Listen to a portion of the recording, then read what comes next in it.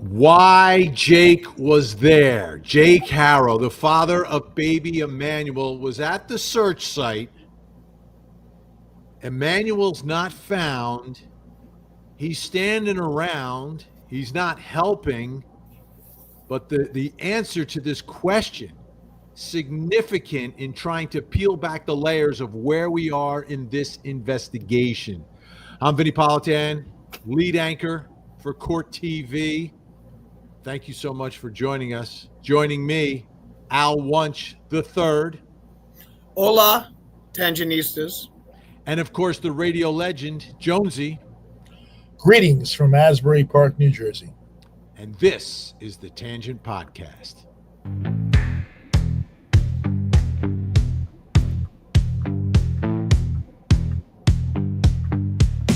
It's Vinnie and the Tangent, true crime podcast.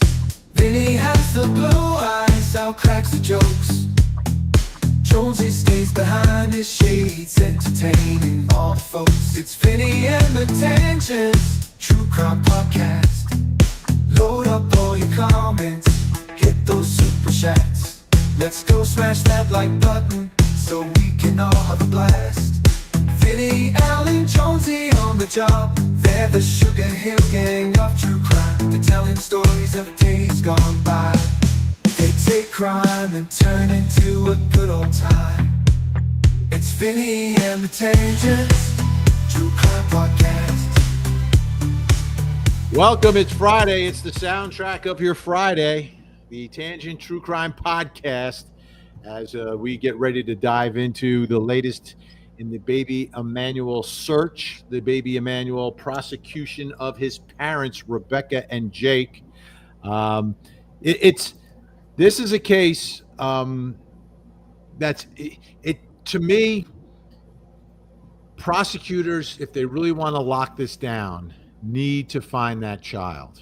I absolutely believe. Yes, you can prove a case without a body, but to me, there's a level of fear if they don't find baby Emmanuel quickly, because evidence, and I hate saying this, evidence is disappearing each day that they don't find baby Emmanuel, about cause and manner, which is so necessary depending upon who this jury is and how these arguments are being made, because there's a lot out there. Al, how 0 to 10 from your perspective for prosecutors, how important to find baby Emmanuel quickly before the evidence associated with his remains disappears? Well, it's probably on a 7 to 8 in that range, because the thing is this: they're making a narrative that this baby had been abused and that there was a history of abuse on this poor child. And if you're going to be making that narrative, you really need to get some sort of proof. Now, they certainly have some other things they must have been able to review that gives them that narrative. But so finding, the remains would be important, at least to add to that. It's not essential under the circumstances. And given the fact that this poor child was probably disposed of in a horrendous, a heinous and horrendous way, I don't know how much they're going to actually be able to find, sadly. Yeah, because I think there's a sense, and there's a sense that prosecutors of confidence when you have defendants who lie about a missing child. Right. And Jonesy, I go back to the history of this. That woman in Central Florida, the mother of Kaylee Marie Anthony, was a liar who pointed the finger. Here we're talking about Ola Man. Down there we were talking about Zanny the nanny. He got to trial. They changed their theory. They did boop boop, and the next thing you know, she's walking out of the courtroom. And in that case, it took too long to recover Kaylee Marie. They had no evidence of what happened to her, and that was a problem. The jury couldn't get past that. The jury could not get past. The jury rewarded the defendant for disposing of the child in a way that the child wasn't found. That's my fear here, Jonesy.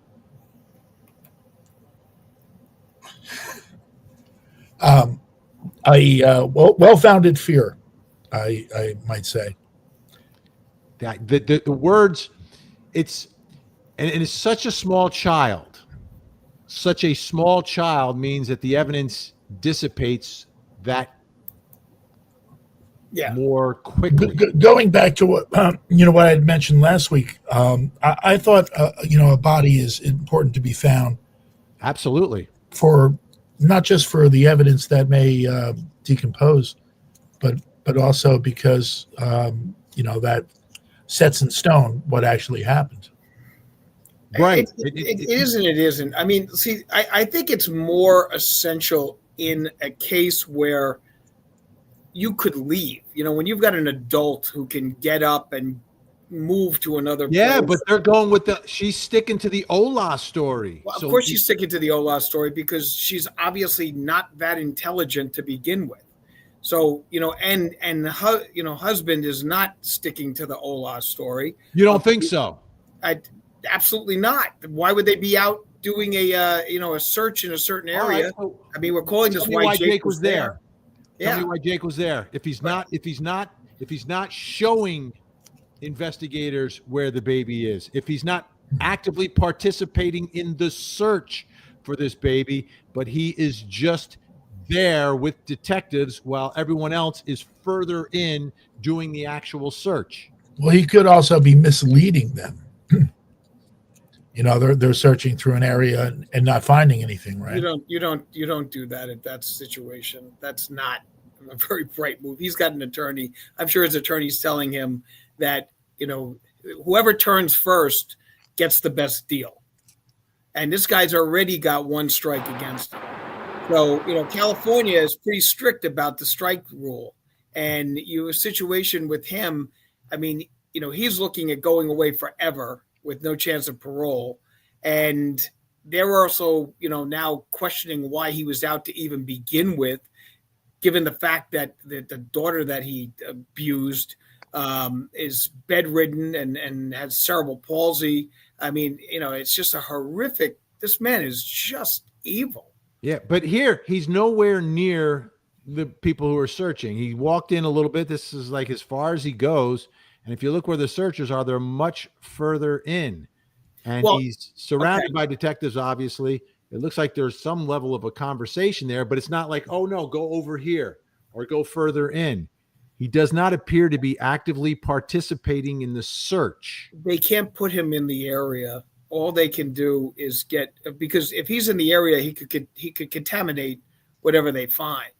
And that's why you never see them, like they'll bring you up. I mean, I've been involved in a situation like that where they get you to an area where you can see, and then you direct them from there, or you've told them in the car ride over, this is where, it's going to be.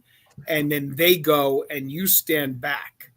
And even your attorney stands back with you, which is what I've had to do on a couple of occasions. So they're not going to let him in any proximity to where he could spoliate any evidence. He's not helping at all. He's not helping. Now, here's the other thing that and we broke this news on my show last night with Bobby Chacon, former FBI investigator who lives in the area. He drove by the night before and they had sealed off the area. Law enforcement the night before the search was already sealing the area. So whatever information they received the day before. So they had time to prepare for the search, but they had the area sealed off to keep people out. Now they did the search and they never went back. They did a one-day search, maybe more like half a day search. Found nothing. And look, you see how widespread they are, kind of doing a grid search here, looking around. He is nowhere to be found, but they find nothing. They find nothing. Which brings us back to the question why Jake Harrow was there. Was he there to stir things up? Was he just brought there? Did he cooperate? They've described it as, and let me play a little bit of this because it's such a strange. I'm not going to go into grave detail about that, but there is some level of cooperation with the suspects involved in this, and we're trying to locate that, and our job is to follow every lead. So that's him responding to the question as to why they were there. Some level of cooperation from the suspects. He used the plural. Right. Suspects. And this is information that they got on Saturday. But Saturday, I believe it was Saturday was the day that Rebecca was interviewed and stuck with the Ola man story, that it was Ola man who abducted Emanuel. But here he's saying the suspects are what's somewhat cooperation? Like, what is that? What does that mean? That's like being kind of pregnant. Right. I don't get it. You're either cooperating or you're not. Somewhat cooperative. Like, what does that mean? They're saying things, but we don't know if they're true. Then that's not necessarily cooperating. Well, the thing is this, that, when I saw that he was out, that Jake was out in that area with the authorities, and they were doing basically was a grid search. It led me to the conclusion that he was told that's where the body was disposed. By who? Ola man? No, or Rebecca? No, by Rebecca. That he may not have been involved in that aspect of it. Then there's that, we've heard rumors that he said he smothered the child, he rolled over accidentally, and the child was not, and then maybe mom was the one that then took the remains and then disposed of them. And this is what she told him. Okay. So he is saying, he did an interview from behind bars also. Right. And he's saying that the ongoing abuse did not happen, is not true. Number one, that's expected. Number two, he was vouching for his wife, Rebecca, saying she did nothing. She is innocent. He didn't talk as much about himself. He talked about her. She also spoke about him, saying he's a great father who would never harm a baby, despite the fact that he was convicted of doing just that. So it's scattered all over the place. And I wanted to freeze on this so you see how far deep in that they went here. And Jake Harrow is nowhere near where the searchers were. Well, what you just said demonstrates to me the answer to the question, what is somewhat cooperative? So, somewhat cooperative seems to be the answers that they're giving. Just a little, a nibble here, a nibble there, but then the backpedal of, she's swell and he's swell, and this, that, the other thing. So that seems to be what could be constituting somewhat cooperative. So, here's a wider shot of the area. Go ahead, Jonesy.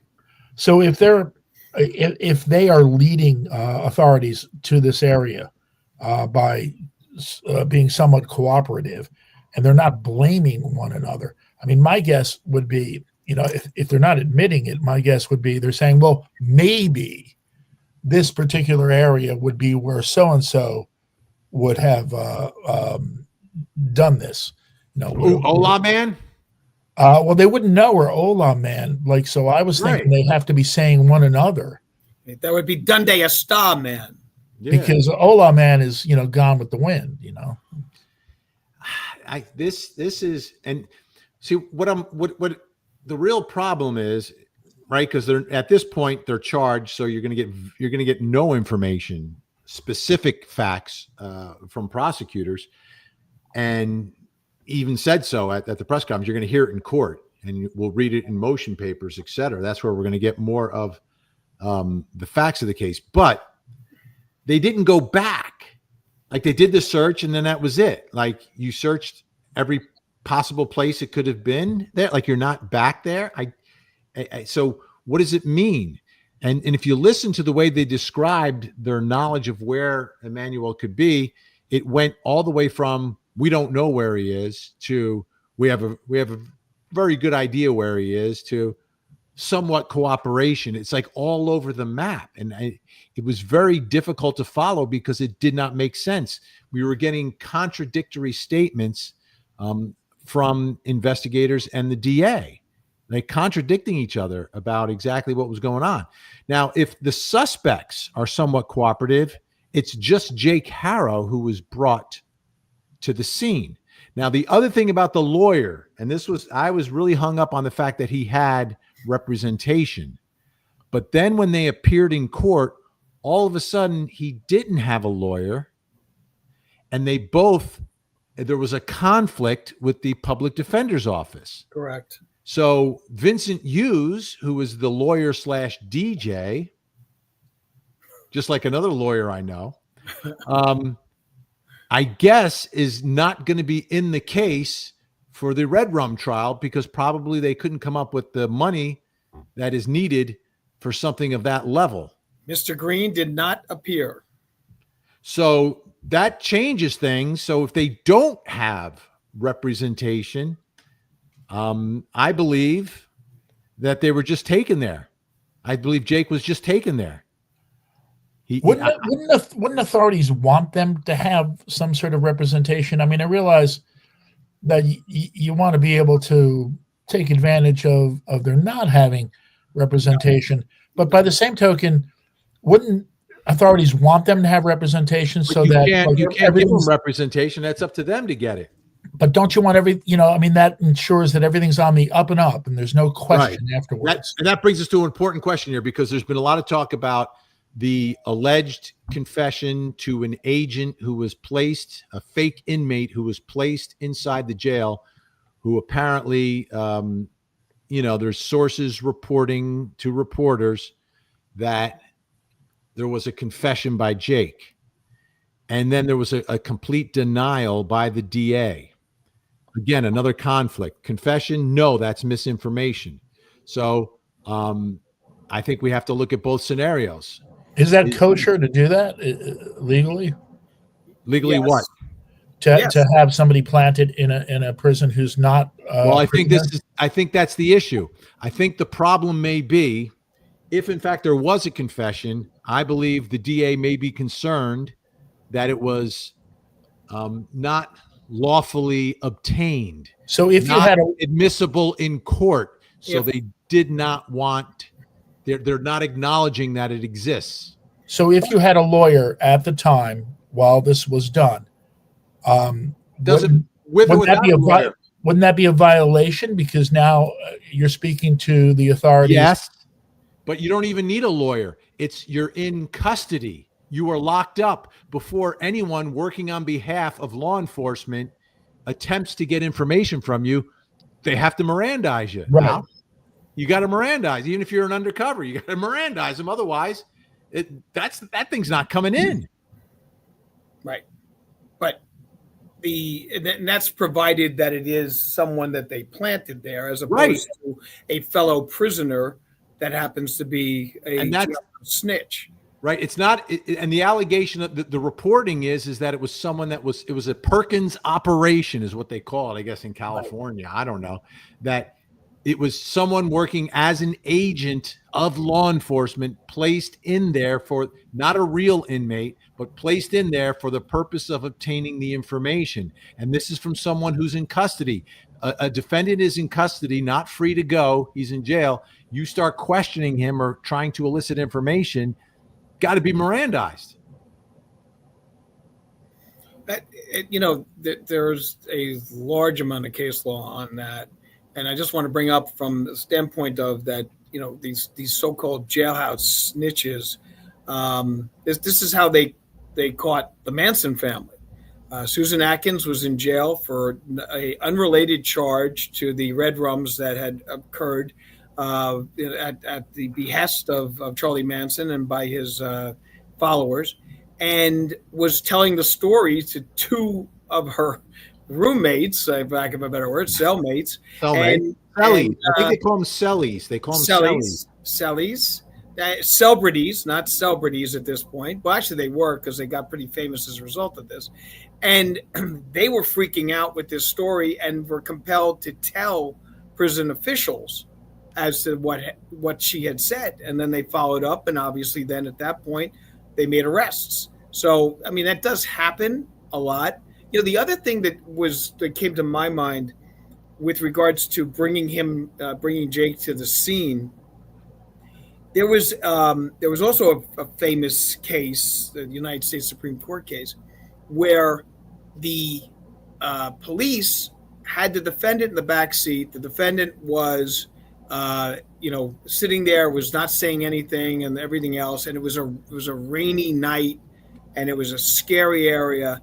And the police officer kept saying how terrible that little baby's, that little child is out here in the elements like this. Can you imagine how horrible that must be? That poor little baby and that poor child and everything along those lines.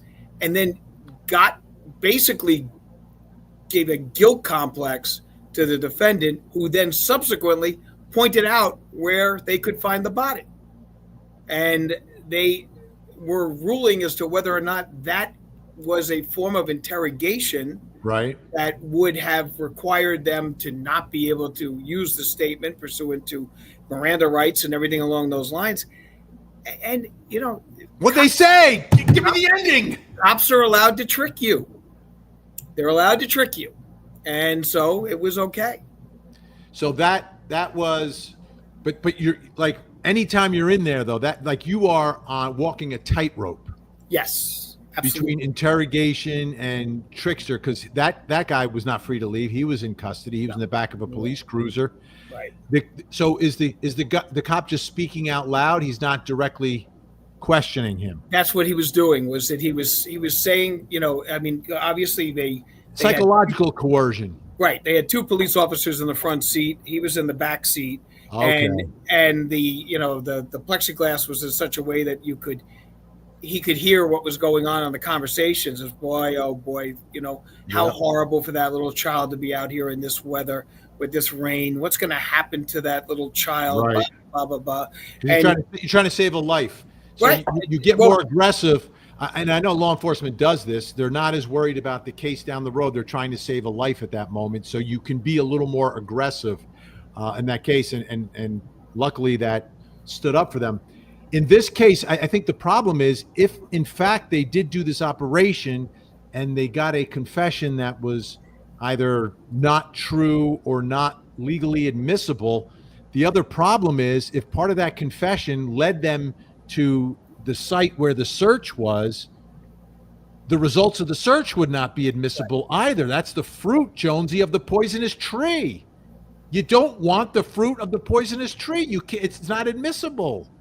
So I don't know what the truth is about why the reporting from a very credible source, Brian Enton, News Nation, is in such conflict with what the DA is saying. It's either the source is wrong or the DA is, purposefully misleading. And like you said, they're allowed to lie. So if they can lie to a defendant, they can lie to the media and they can lie to, the public if they want. Right. Right. So absolutely. Here we got something from Little Miss America. Thank you so much. There's no greater love I have than the love for my children. This is hard to take in. These cases are the toughest. Okay. Can I just bring out one little historical fact on Little Miss America? The Little Miss America contest was at Palisades Amusement Park in Cliffside Park, Palisades Park, New Jersey. That's Little Miss America. The Little Miss America pageant was always in Palisades Amusement Park. And then obviously the Miss America pageant was always at Atlantic City. Frantic City. So New Jersey had the two little pageants like that. The Little Miss America at Palisades Amusement Park, and then the big one, Miss America. So just bring that up. Exactly. By the way, folks, Court TV is with us, simulcasting. Thank you so much, Court TV. We love you. Make sure you hit the like buttons, folks, wherever you're watching. If you're watching on Court TV, hit the like. Make sure you subscribe and make sure you become a member over there. If you're watching on Vinnie Politan 1, which is my handle on YouTube, like button, subscribe as well, and make sure you head over to Court TV. Court TV, folks, make sure you head over here. So I have two questions. Have either of you gentlemen ever been to Palisades Park back when it was an amusement park? Absolutely. Yeah. Spent a lot of time there. I did. I went there quite a bit as well, but I was so young. It's just a vague memory. I worked in Palisades Park. That was my first TV job. Yes.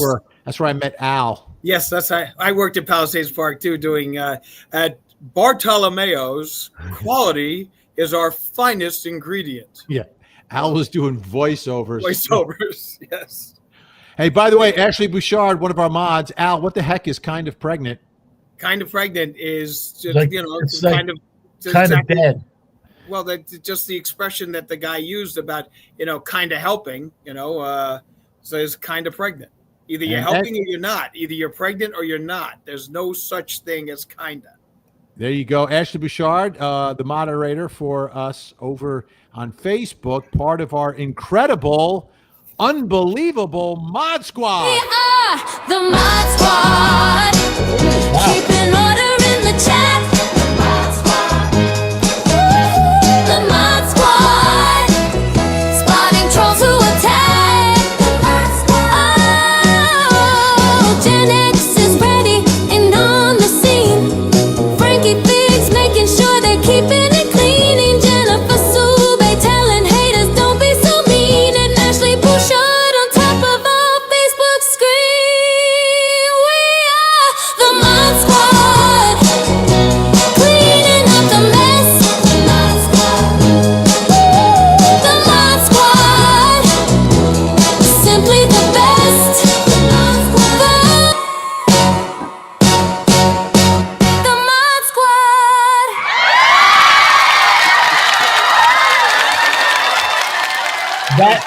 That's fantastic, and they are deserving of such a great tribute. But have you sent Phil Spector's estate a check for that yet? Or Lala Banks, a check for that one also. No, that's an originale. That's a Vinnie originale. Just like I was waiting for, is like, you know, deliver the letter, the sooner the better. But All right. that was great. Thank you. Yeah. That was very, Yeah, very that's nice. the And premier deservedly candidate. so for those wonderful, wonderful young ladies. Yes. I want you And to by the put way- Vinny. I want you to put Al and my head on a nice body with a nice dress like that. Well, wait till Crime Con. Wait till Crime Con. Yeah, this Yes, is our I am. last show before Crime Con, folks. Just keep that in mind. Next time we'll be talking. The three of us will be in the same room, okay, Yes. and at the same house. The as Vinny says, the secret address. The funny part about it is he calls it a secret address. It is so secret he's not even telling us. Yes, I've not revealed where we're You, staying. you know, I haven't stayed in a house full or a room full of men in like 40 years, like, you know, at a seaside motel. And, you know, I've been to the Y in the Summit, and I know you gentlemen have athletic backgrounds. You were on athletic teams and stuff like that. But there is one rule: no nudity. Don't be walking around. How Don't about a be little towel snapping? A little towel snapping. no towel Exactly. snapping either. Athletes tend to do those sort of things. I've been in the YMCA and Summit in the locker room. I see what goes on. People walk around with those things hanging out. Yeah. Well, there's usually the one guy in the locker room who doesn't even work out. He just goes, Yes. And and the funniest thing, the older you get, the less you care. Right. It's That's always the exactly old- right. Like the old No guy shame. that will sit on the bench without even a towel, like just straight cheek on bench. You know, I think that's the makings of a great sitcom. The guy who goes to the locker room, nothing nefarious. He just goes to the locker room every day and hangs out and chats with everybody who walks in. Well, even if they don't want they'll- to. and for the we have mostly ladies watching, right? So they've never experienced this. Just we're Well, taking you behind the I'm curtain. I'm told by Gina that it can be the same in the female locker room in the Y. Really? And it So bothers her. the old guy, totally naked, strikes up the conversation with you, And it's No, always like this. the lady. and you don't know where to look. Yeah, that's the other thing. It's like, son, come here, son. I want to tell you something. And I'm like looking at the guy who had just come out of like the hot tub, okay? And I'm looking at him and I'm looking at the hot tub, which has become some sort of a schmegma consomme. And I'm like, why is this man talking to me? Go away. Go away. So I know guys who Son, let me tell you something. You know, when I was a young man, When I wore a younger man's clothes, they had when I wore clothes. like this. You know, they're not as clean as they used to be. The place used to be a lot cleaner. Look at this towel. And I'm like, but good. I got something to stare at as opposed to your crotch. Okay. I mean, it's just a frightening. Rhonda K8D, Cade. Rhonda Cade, Kate, K8D. It's ridiculous that some people think poor little baby Emmanuel is alive. The only chance he has to being alive is if Ola Man is real. Yeah. And investigators were so adamantly clear that they fully investigated that and found no proof of it. And what they've done is they've set up a range of dates. This is significant as well as when they believe baby Emmanuel's life ended, sometime on or about August 5th through the 14th. So they're not even sure of the date. That's another reason why I believe they need to find this little man, because they don't know the date. They don't know when it happened. If you don't know when it happened, you don't know exactly how it happened, Right. unless you've gotten cooperation, or unless these people were texting each other about what happened to the baby and they've gotten that information from the cell phones.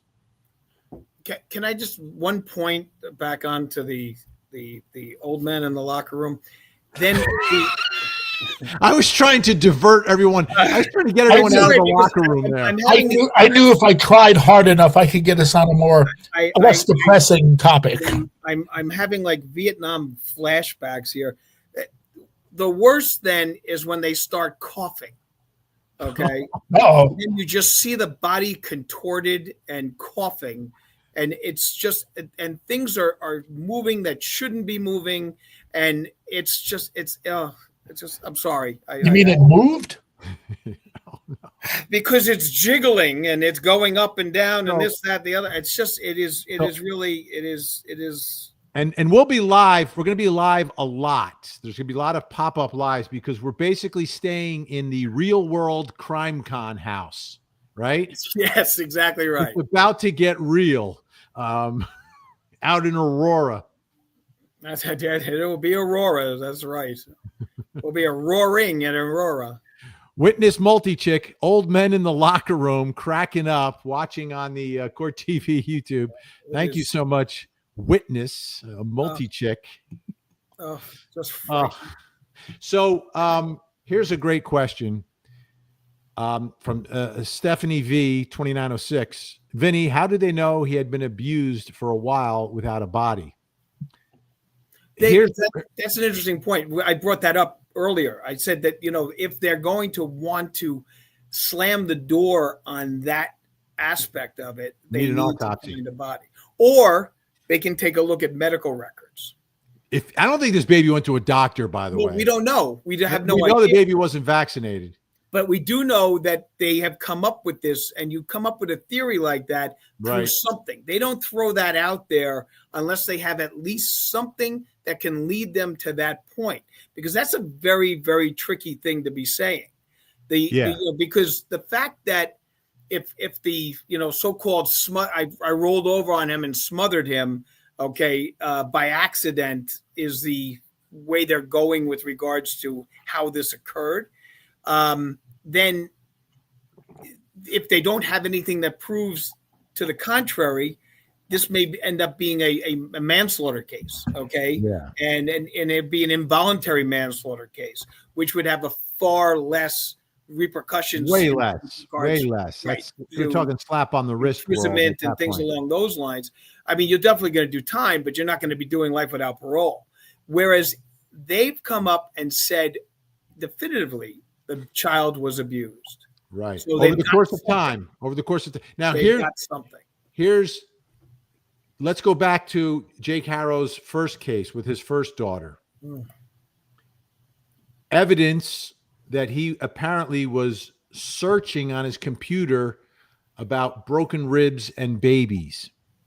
So if that's his modus operandi when he is in the midst of doing this to a baby and things happen, does he Google, what to do? So there could be some digital footprint from a computer or from a cell phone that maybe he believed he erased, but as we all know, nothing gets erased. No.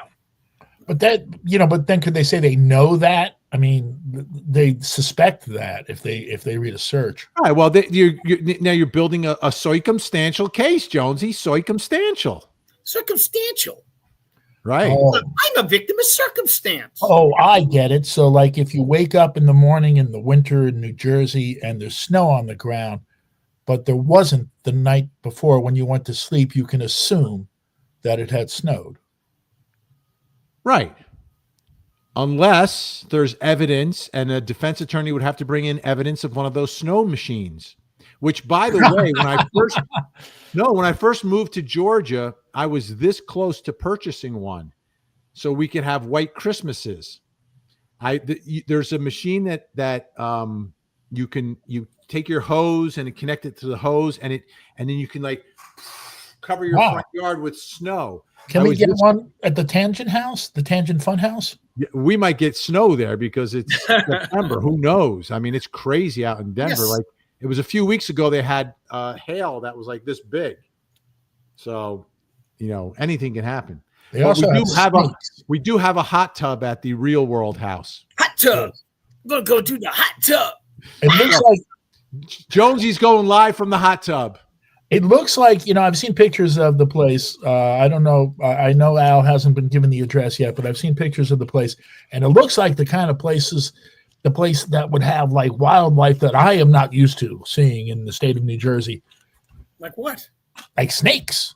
Snakes, maybe Jersey's some elk. Jersey's got tons of snakes. But not like, Rattlers. Colorado. No, Jersey's rattlers.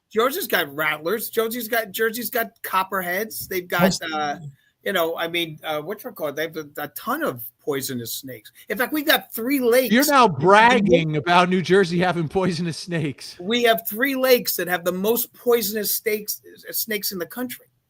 Okay. I don't know about that. You know what? Well, I don't know. We're going to a If farm. history tells us farmland. anything, okay, All the civil rights and all the revolution fights. World War I and World War II. Al always knows who is who. It's this day in history. This day in history. History. Now let's listen to his story.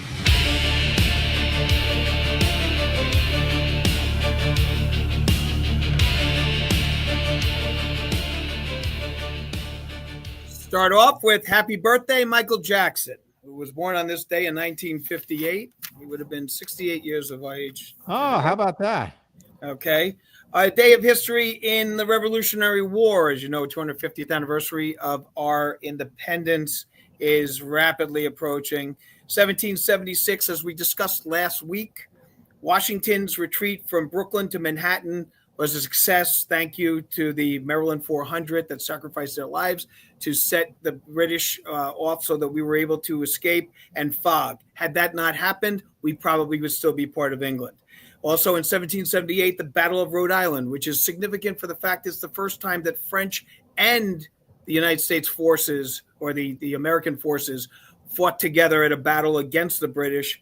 The battle was a draw, and the French and the Americans were under General John Sullivan. So that is on that. With regards to true crime, little interesting situation on true crime. We'll bring this up. August 29th, 1857. Duff Armstrong and another assailant red-rummed a man at a religious camp meeting after having some heavy drinking, and the man's name was Preston Metzger. Okay, this man was red-rummed using a slung shot, which is a blackjack-type weapon. Went to trial, and it just happened that Duff was the son of Hannah and Jack Armstrong, who happened to be very, very close friends with a guy by the name of Abraham Lincoln. Oh, the guy with the hat. Abraham Lincoln agreed to do the case pro se. The trial went on, and it was the first use of what was called judicial notice, regarding an almanac. The only witness to the red rum testified that the moon was full and very bright. And it was, as a result, I was able to see clearly that Duff Armstrong was the man that used the blackjack and ended up red rumming this Mr. Metzger. Like a Johnny Nash deal. Then Abraham Lincoln took out the almanac and showed that there was no full moon on that day. And that there was in fact, at that point in time, the moon was already setting. Okay, there was no way that would have been able to be that bright. They had asked for the judge to give judicial notice to the power of the almanac. The judge granted it.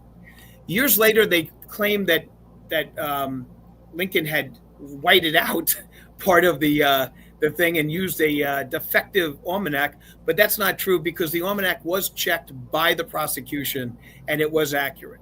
So as a result of that, Mr. Armstrong was acquitted. Interestingly enough, he was the second man tried. The first man that was involved in this was tried and found guilty and sentenced to 7 years in prison. All right, Finally- boys, I'm already enjoying the hot tub. Finally, on this day, okay, in 1949, the Soviet Union detonates their first atomic bomb.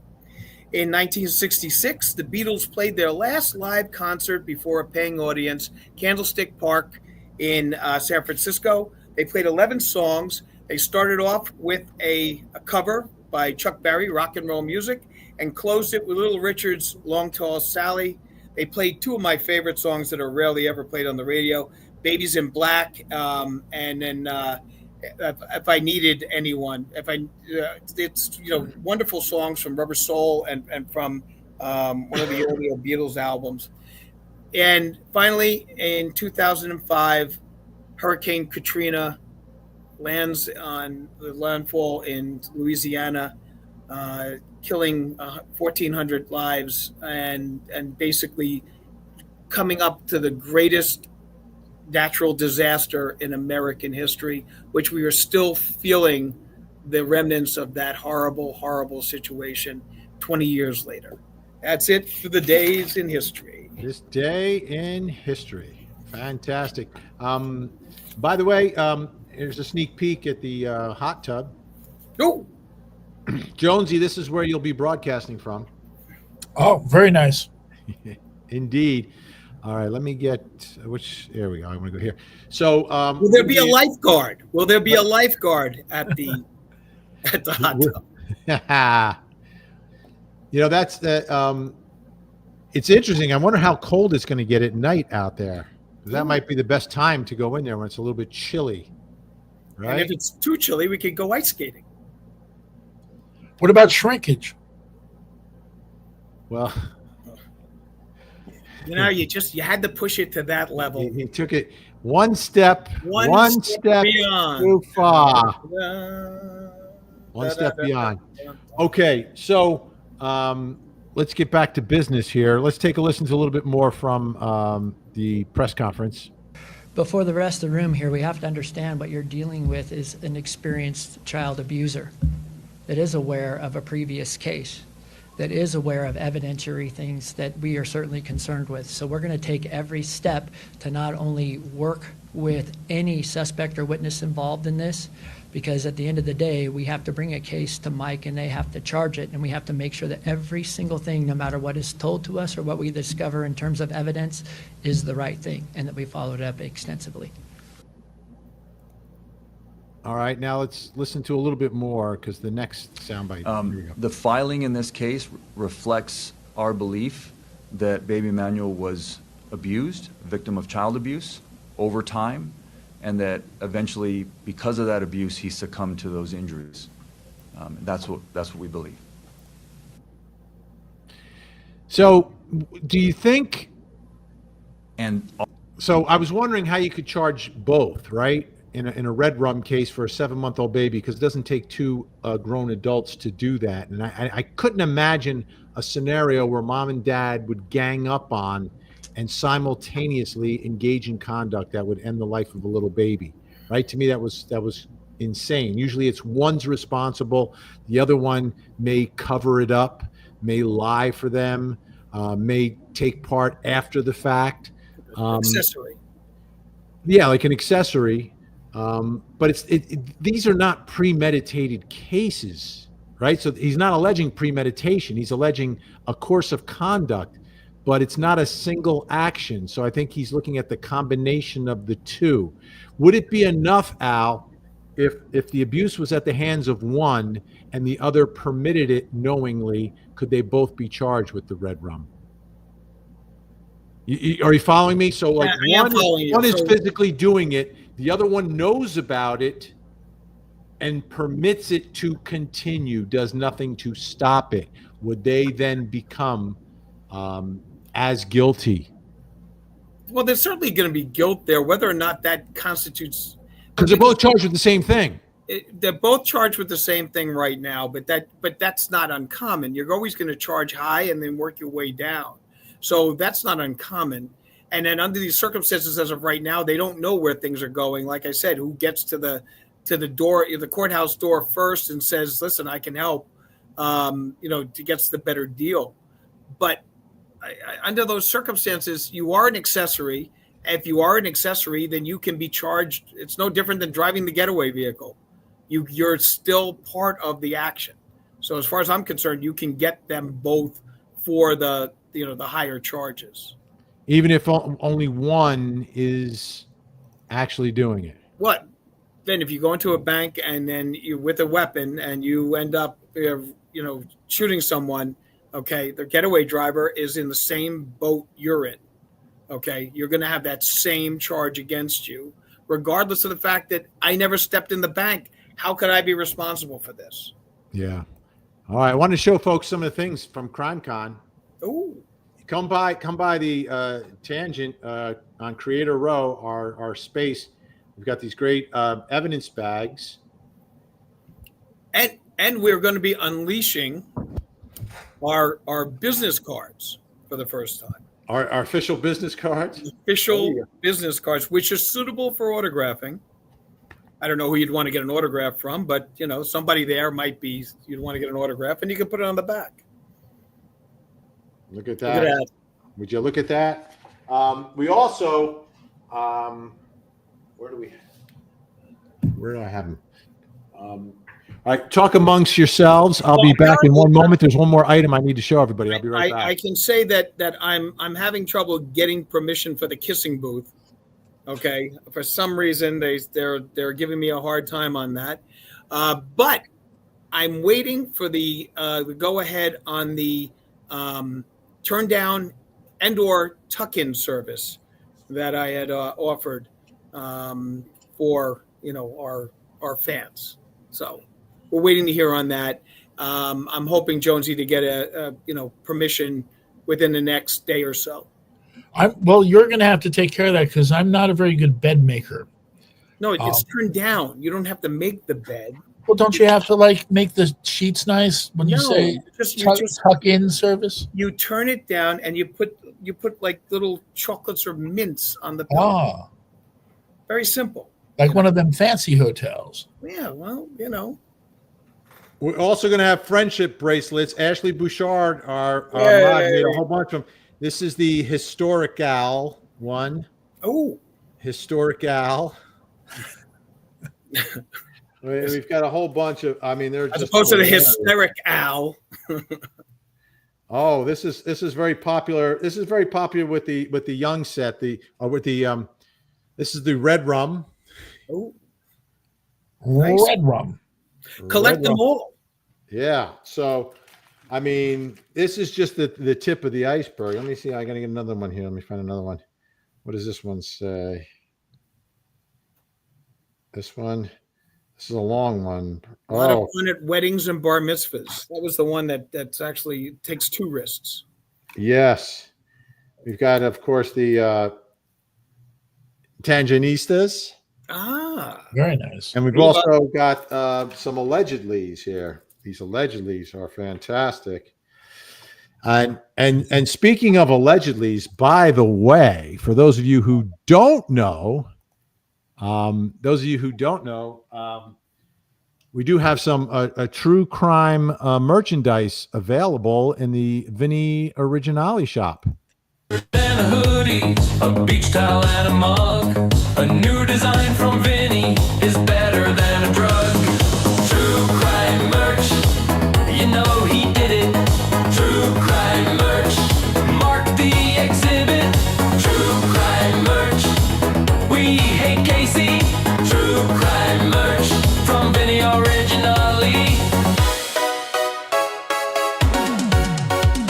Our tangent stuff is great, unlike any others. Buy it now, don't wait. Perfect for all you mothers.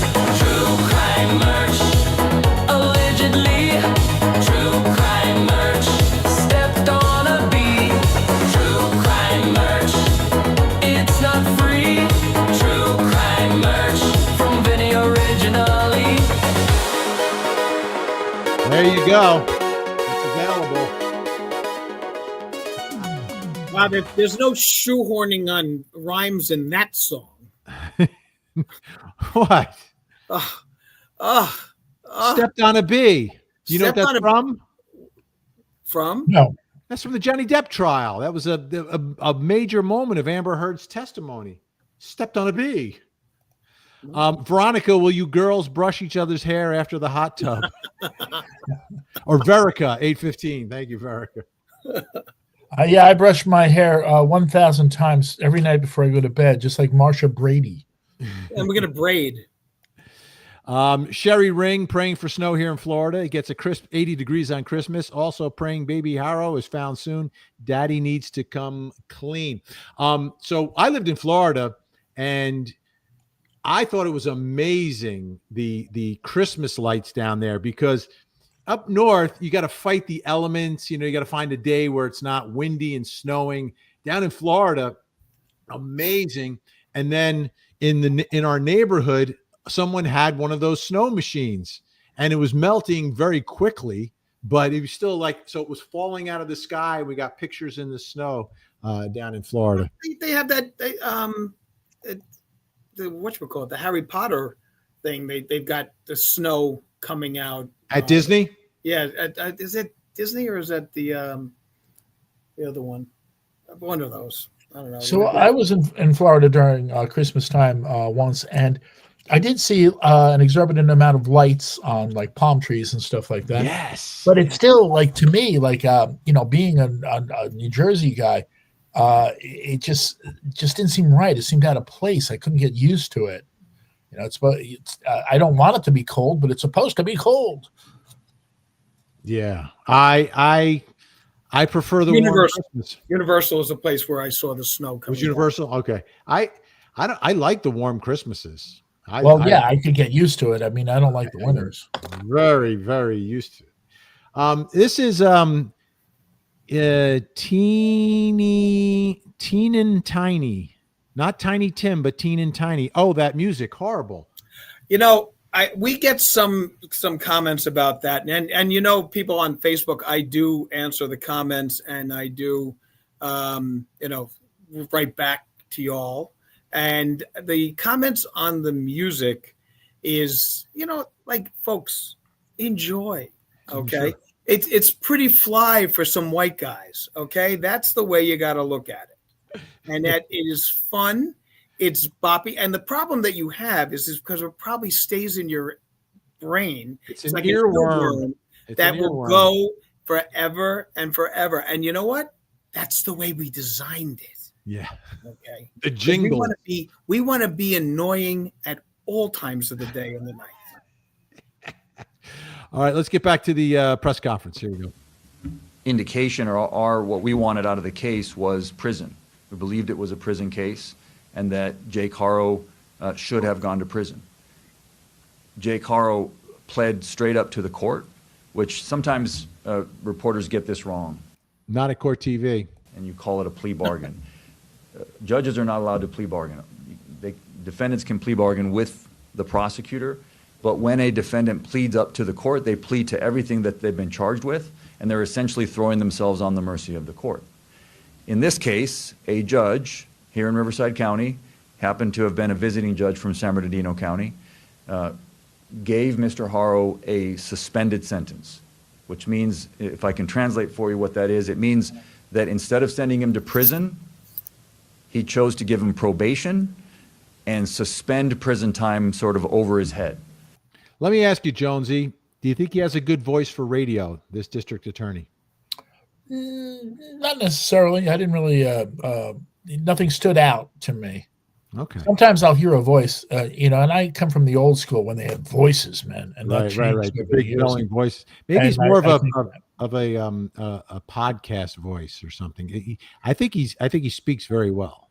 He's also very bilingual. Like there's a reporter during there does a question in Spanish, and all of a sudden, boom, he turns on him. I mean, I didn't understand a word that was said, but totally like that, boom.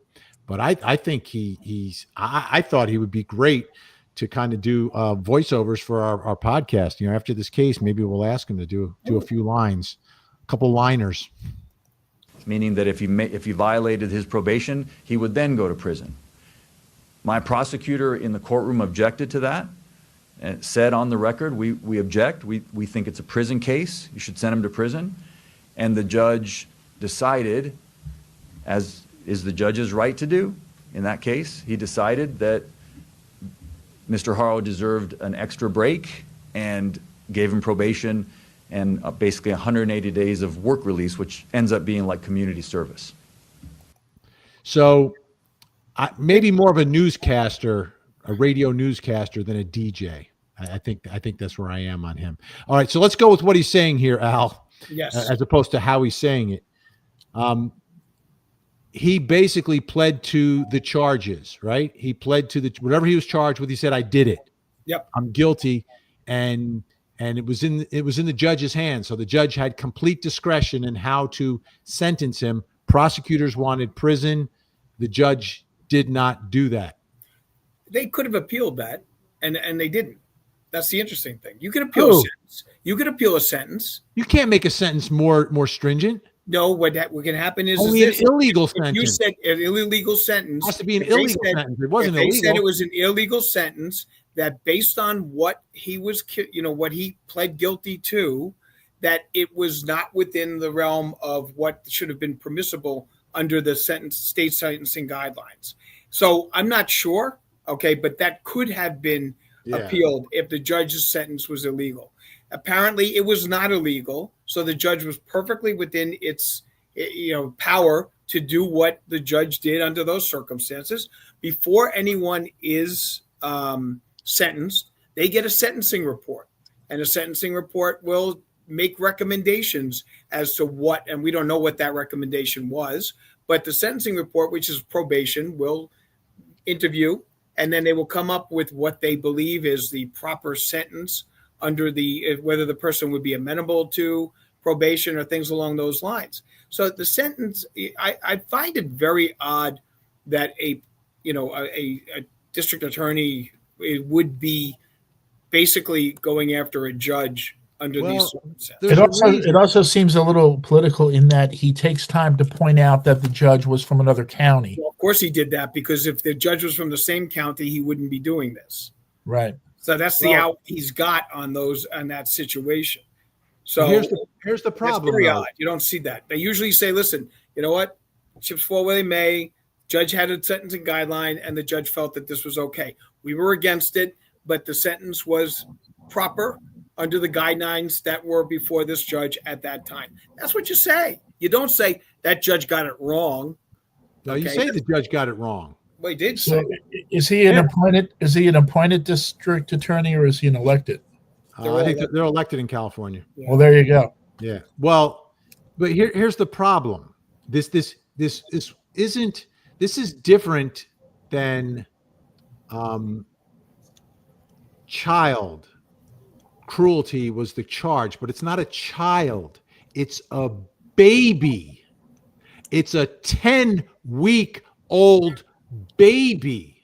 How and the judge, and I'll play the end of this because he quotes the judge. I will say that it was an outrageous error in judgment by this judge. And I don't have any problem saying that. I'm not attacking the judge personally. That decision was absolutely outrageous. Mr. Harrow should have been in prison at the time that this crime happened. And if If that judge had done his job as he should have done, Emanuel would be alive today. And that's a shame, and it's an outrage. And I hate to say that, but when our criminal justice system breaks down, I'm going to just call it like it is and tell you it broke down. It's not how it's supposed to work. The judge had obviously meant well. At the end of their sentence, he told Jake, I'm giving you a big break today, don't mess it up. If you're going to throw him under the bus to that extent, the judge, that is, why even bother to say, like, well, he did what he thought was, he's like kind of like make even it out there, and yet he's throwing the guy under the bus big time. Well, the guy put himself under the bus. I mean, but think about what actually happened here and what it takes to do this. You're talking about a 10-week-old baby, and there were healing wounds. This wasn't a one-time action. There were wounds that were healing. There were fresher wounds. This was the ongoing actions against a 10-week-old baby. Okay. There is who can do that? And why would you think that this is the person who deserves a break when you've got by far the most vulnerable victim ever, a 10-week-old baby? He let this man walk out of the courtroom while that man's victim will never walk because of what he did. This child is forever bedridden. This child is suffering from CP because of the actions of this man. And he knows he's giving him a break? Come on. Look, what is interesting from my standpoint is him calling out the judge like that. If this was as outrageous as he says, it's an illegal sentence. They didn't appeal it, which says to me it wasn't an illegal sentence. No, he's not saying it's illegal. He's saying No. It was an error in judgment. error in judgment is not illegal. Prosecutors can't appeal unless there's something illegal in the sentence. I understand that, increased. But what I'm saying is that then it was his job to point out that there was something wrong there. Okay, something happened. When the judges there are factors that go into a judgment from the judge with regards to sentencing. They're aggravating, and then there's mitigating. Okay, and then the judge has to weigh the two, see which one is more. What could be more of an aggravating factor than the most vulnerable victim possible? To me, amount of weight that you put on the fact that the victim is a 10-week-old baby, there is no mitigation that is going to overcome that. I don't dispute that at all, and I agree with you on that. But then the move was take it to the next level and show that the judge was wrong. Okay, show that the judge did not follow the proper guidelines based on the evidence that was there and on the crime committed and the what happened to the victim. Now, we don't know, okay? We don't have any idea as to what proofs were presented by the state. Oh, they had the medical records. They had all the medical records. Well, no. What happened to this but child. But do we know that was given to the judge? Do we know if that was given to the judge? We'll know very soon. We'll know very soon. But okay, I'm going to tell you right now. I mean, like sometimes these things, he reads what happened to him, and he's reading from their records. And then let me ask another question. What was the recommendation from the prosecutor? It said jail time. Prison. What kind of prison time were they looking at? We don't know any of those things. I would really want to know. One, he said he would have been in prison at the time that this happened. But what I'm asking the sentencing was 2023. What I'm asking so it would have been more than 2 years. What I'm asking is this: what were they looking for? Because it is very rare that the prosecution is looking for 5 years and they give probation, especially in a crime where there is a victim and a very seriously hurt victim. I don't know. I've seen some of these judges. Some of these judges. By the way, haven't seen that. Fortunately, or unfortunately, I have not seen that. I have seen that generally in a situation like this. And where were the victim statements? I mean, like, I would love to know that sentencing. The victim, Okay. there is no statement from the victim. The victim Yes, is a there is. 10-week-old baby, Yes, and both there his is. parents are being There is. prosecuted. There is the grandmother. There is something else. There is the nurse. There is the doctor. You can bring somebody in that would be able to put out exactly what this child's life was going to That's be. the problem. There's no one there for that baby. That's the problem. Even the whole thing. a social worker would have been assigned to the case and could have made a statement on behalf of. And I'm sure there's a social worker involved. So, I mean, Vin, the thing is this: the prosecution dropped the ball. They didn't do what they needed to get this man in jail. You could have done it better, I think. He's not, but here's the point. He's not taking the blame for it. He's putting the blame on the judge. But the judge is only going to be able to compute what's before the judge. Okay? And if you don't make that point, you don't underscore that point, the You're prosecution... presuming they didn't. I am presuming he didn't, because I can't imagine for the life of me I that can. any judge in I've this seen country, judges do that. not on a baby, on an adult maybe, not on a 10-week-old child. Okay. I have never seen that happen. Right. Well, that's the problem. Like, Why? Because you've never my- seen a case where a 10-week-old baby is the victim, and the judge says, "Go ahead, have a nice day. My Too bad for the prosecution- baby, you'll my- never walk. My Too bad for the prosecutor, baby that she has CP. Too bad for the baby that her life is going to be shortened. Too And- bad for the baby that 93% of her brain doesn't work." okay, like- so then do me a favor, show me where that was. I will. the I judge's will. We're report. getting the transcript. Because if the judge had that before him or her, and I'm just using this in a general thing. Yeah. I've never seen a judge give straight probation on that. Never. And in my opinion, prosecution dropped the ball. And, Okay. and the We bottom will- line we will is, find bottom out. line We'll is- find bottom line out. is 2 children failed on this. Were failed on this. 2 children were failed Well, on the system. there is one thing he got wrong, the prosecutor. He said Baby Emmanuel would be alive if he had been sentenced. No, Baby Emmanuel would have never existed, because Baby Emmanuel would not have been conceived. Baby That's a- Emmanuel, 7 months old, 7, and then you got to add the 8 to 9 months before then. He would have been in prison at the time of conception.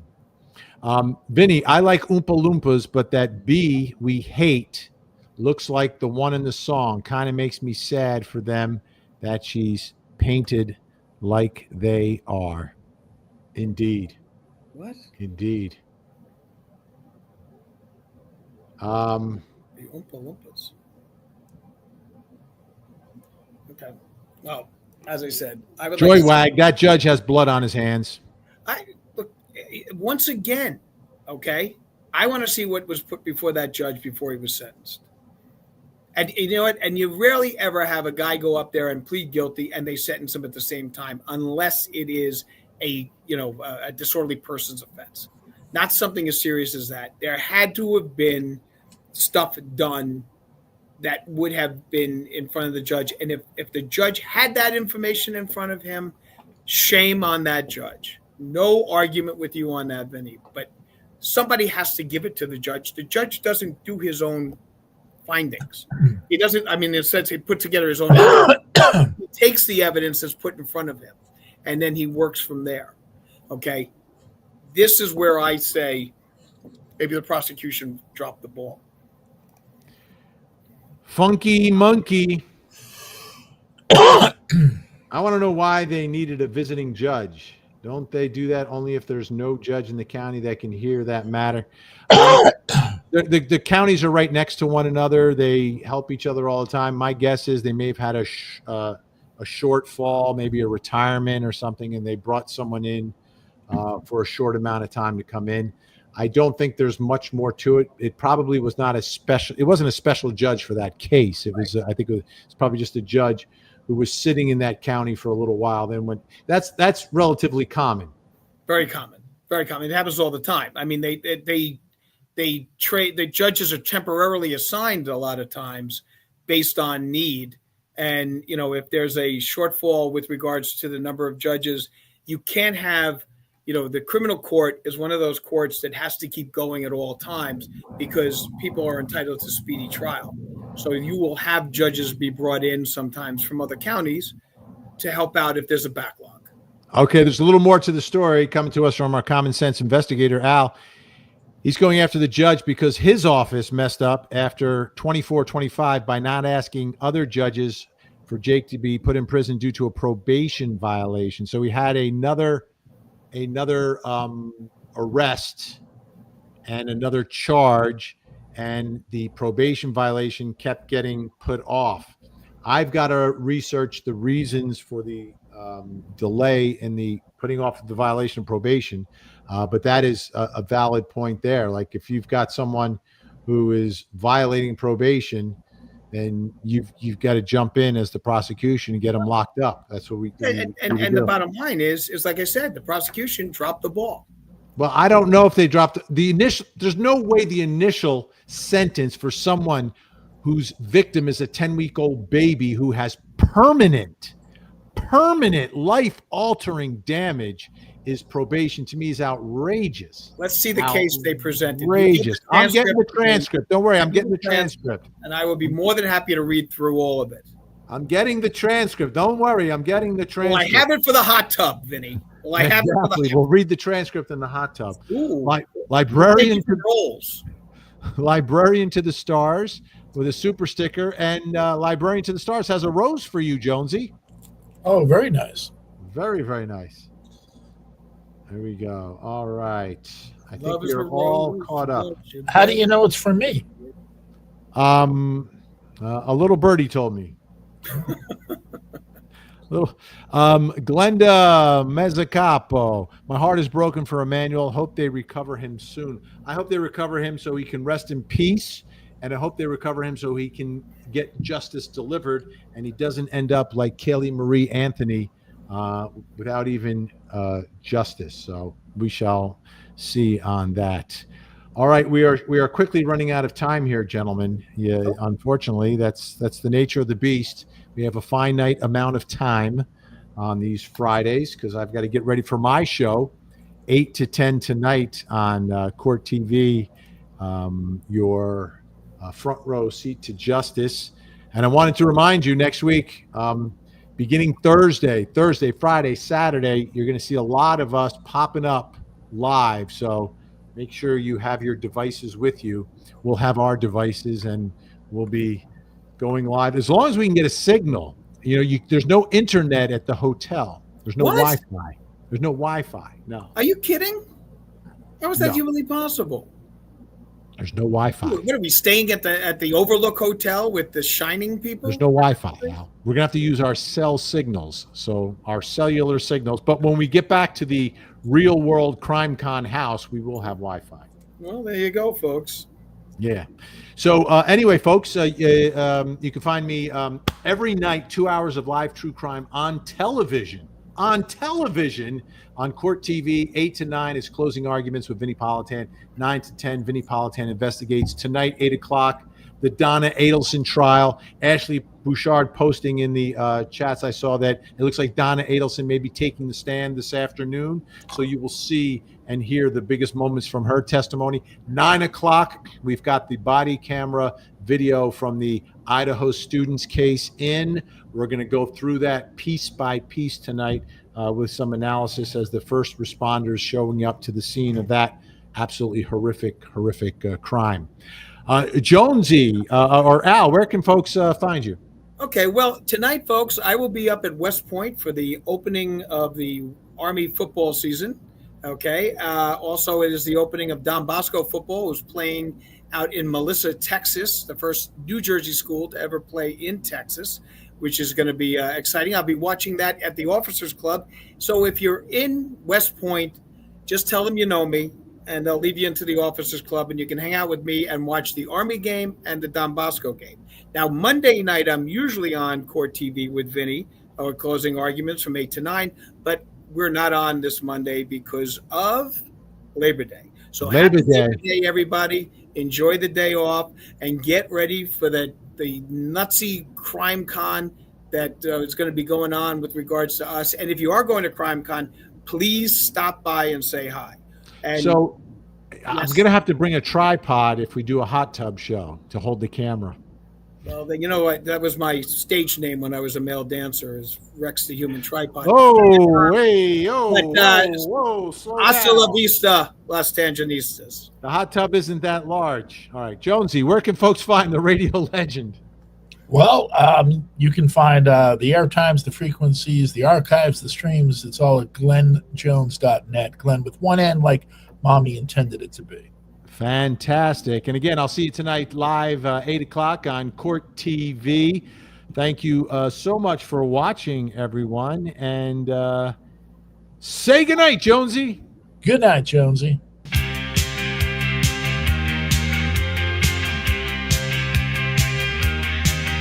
Good night, everyone. Good night.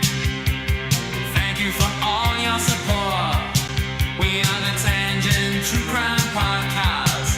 We'll see all of you in court. Somebody say tangent. Tangent. Somebody say podcast. Podcast. Tangent, tangent. Podcast, podcast.